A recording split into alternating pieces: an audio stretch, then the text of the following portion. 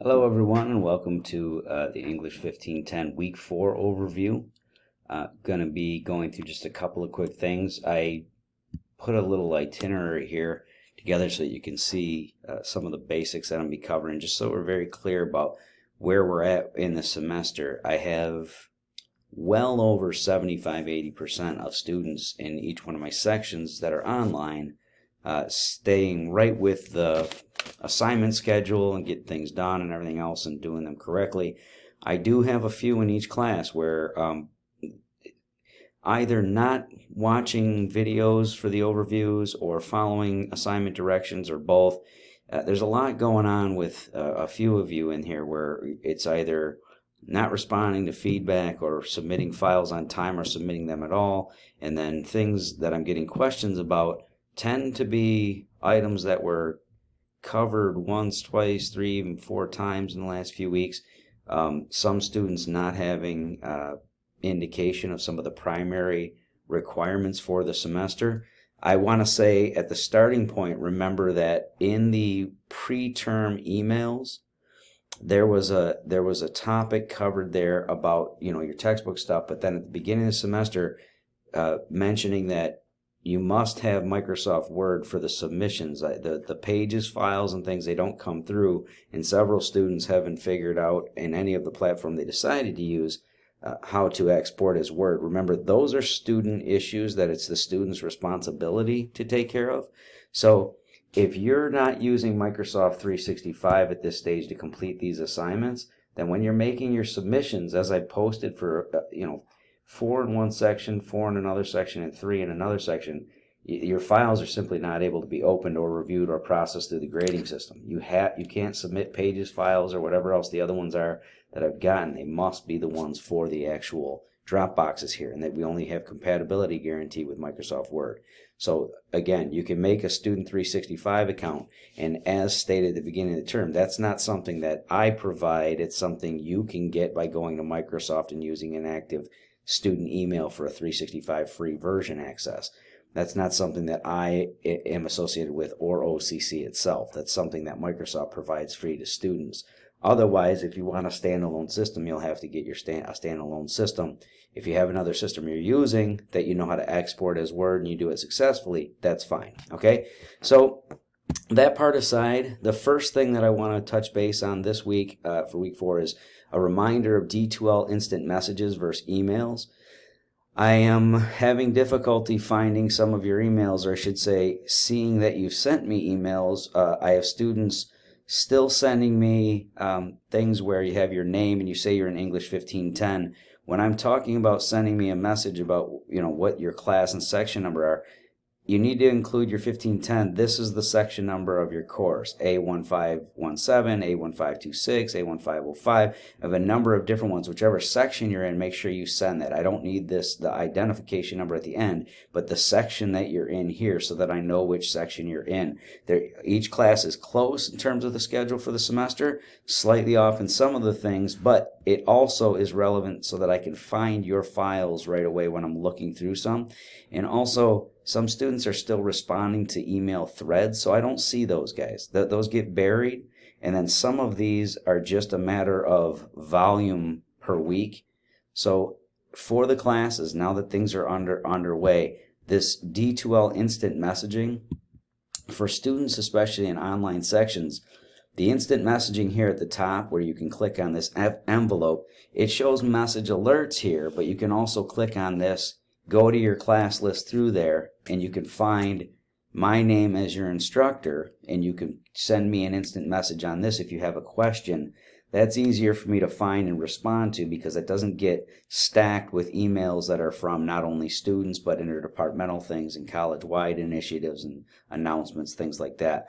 So this is just between you and me, quick access back and forth of communication. So try to utilize this as opposed to those. If there's a file that needs to be sent, like you've gotten a tutoring confirmation or a doctor's note for something that was missed, I have a student, you know who you are. I have a student who's missing, who was missed assignment last week but was in the hospital for 4 or 5 days. That doctor's note gets sent via email, as would the confirmation slip for tutoring. Otherwise, general questions, it's quicker and easier through this platform right here. Okay, it's right inside, self-contained here. So that's D2L instant messaging versus emails. I prefer the instant messaging now, especially that we're underway. It'll be quicker turnaround for both of us. Week 3 drafting and discussion board reminders. So for everyone, last week's overview took you through the details about finalizing a rough draft and posting that to the Dropbox by Sunday evening, which would have been last night, as by the time this is posted, it'd be the night before. Discussion board posting also by 11:30 p.m. last evening. Remember that the discussion board now functions as the peer review for the assignment. So during a drafting stage, remember that when it came to the summary outline, I will be posting, if you don't have one up now, I am posting feedback files for your summary and outline of the memoir. So watch for those. This is for your peer reviews in class. So the discussion boards that you posted the rough draft by Sunday and then posted a draft of yours, just copy and paste into your own thread, your memoir for the rough draft, the minimum of 600 words, formatted as well as you can in MLA. It may change some when you do the copy and paste. Just try and make sure your paragraph structuring is still there so your classmates can read it. And then in the reviews, the discussion board stays open. But the discussion board, in order for it to be helpful for us, you have to review and read at least one classmate's rough draft in the class no later than this upcoming Thursday. So this week 4, everyone should have already completed submitting the rough draft of that memoir and already submitted to this discussion board. It says ends, the availability ends on the 13th, and the final draft is due of the memoir on the 13th, because that allows you to review your classmates' feedback while you're writing your final draft and also looking for my feedback on the summary and outline. Okay? Make sure that you participate in those, because without that feedback on classmates, remember, you get credit in the discussion board for posting your own assignment, and then you get credit for reviewing a classmate's. Those are two different parts of that grade. You got to make sure that you do both, and that's the only way it's going to be helpful for you and your classmates both. Now, having said that, students submitted a rough draft. Remember that for certain items, when we're talking about feedback and grades, you got those discussion boards that function for the rough draft peer reviews. The feedback and grades, instructor review versus rubric feedback in the content file. Each week, when you guys do an assignment, it depends on which stage we're on. The memoir summary outlines that were in last week, I'm posting feedback where I go through on those summary and outlines from week 2 that you submitted. I will say whether or not I see major issues with the story, if the complication's in the right spot, or if you don't have a clearly devised complication, it needs to be adjusted in some way. And you're watching for that feedback. This week, during the week 4, everyone should see theirs posted up, which will give you the feedback from your classmate in the peer review and my overview of your initial scaffolding of your details from the summary outline. You'll have the entire week after that to still finalize that draft. Those are not due for the final draft until the 13th of February.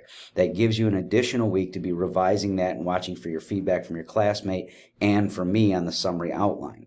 As far as the drafting credit goes, once I'm done posting your summary and outline response, and whatever things I think you need to address on there, make sure you review that. And once I get in to the drafting stages, I will post a grade for those. But the feedback response, you must utilize the general grading rubric for drafts. Here in your content file, click on this one here, and whatever your percentage is that's posted on your draft, read through. If it's an A paper, B, C, or D, or lower, read through what the content and commentary says here. This will give you an indication of the things that you need to address on the drafting. Okay, the drafting stage, remember, is for credit. The summary outline, I do a full grade on that, and I respond to anything that I think is consequential there. The drafting, I look through and make sure major things are covered, and what things I see as problematic. Remember, I don't go through all the time line by line of your grammar and punctuation and all that. Those things are expected to be understood more or less when you come into a 1510. We should be able to focus on format and content. meaning following MLA format for everything that we do, including when we move to quotes and citations and all those, and then the content, the development of the story you're telling or the argument you're making, or both, right? So for the drafting stage, you're watching for that feedback response for the summary outline. Drafting, you're watching for a grade being posted and your classmates' review. When my grade posts to you, remember, I don't take a number of points away on the drafting stage, the rough drafting stage, for minor issues throughout. Again, it's content and format. If you met word count, you got it MLA formatted, everything seems to be in line there, you get most of the points. But if I do see an abundance of problems at the sentence level, you can still be marked down here because of one of the things I want you to try and address at that level. When it comes to the final drafting stage that you submit here on the 13th of February, once those are in, I go through each student and I'll do a full grade on those. If I see major things and minor things throughout, I'll at least mark some of the ones that I see as your regular patterns of error. Okay, and everyone, remember, on the final draft of the memoir, once you receive a feedback on the final draft, you'll have an opportunity to rewrite that for the semester. That's the one full rewrite you'll get to do. Now, this is the week 4. Technically for this week, what I was just referring to prior was just the review here. And now the overlap in this week ahead, you have for week 4 into week 5, week 4, you're working on final drafting of the memoir, watching for feedback of mine, watching for your classmates' peer review in the discussion board, and then working on finalization. This is also when people should be, if you haven't done so already, taking these things through ASC tutoring for a little bit of additional assistance while you're doing an edit and revision. But you have this week, which we are in the week right now, at the end of January, and we're going into the week now that ends on the 5th. You'll note that this isn't due until Monday the 13th. On next Sunday the 12th, or that Sunday the 12th, you'll be working on rhetorical analysis. So when I said in this course schedule tentative plan of work, once the writing assignments are underway, some of the submissions of pre-writing outlining pieces will overlap with drafts. This is going to be the first time that happens. During next week's overview, you'll be starting with rhetorical analysis, summary outline, and that piece will be due on the 12th, and you'll still have that week to finalize the memoir rough draft, final drafts. Okay, so you get the time to look through your classmates' review of yours, the feedback that I post on the memoir summary outline, and then any grade I post up for the drafting. If it's in there by then, you'll have that to go off of too. But remember, that's just a rubric response. Summary outline on here, you guys will be going through this new assignment that I'll overview next week. And there are a number of different things you got to cover in there and make sure you have for rhetorical analysis. Make sure you've read the chapter there, and I will talk about some do's and don'ts with the rhetorical analysis next week. All right. Again, if you have any questions or comments that we need to address as a semester goes on, instant messaging is easier way to go on there. The overlap in the weeks ahead, you'll be finishing that final draft while you're beginning the summary outline for the upcoming rhetorical analysis in week 5. Okay, so for now, everybody, you note in your week 4, what you're working on is finalization of that draft. If you haven't posted, or if you haven't responded to a classmates and done the peer review, you have until this Thursday to complete those. I'll reiterate that here under week 4, and then you have your final draft. You still have an additional week on those. All right, I look forward to seeing the remainder of the work, guys. Good luck, and I will talk to you next week.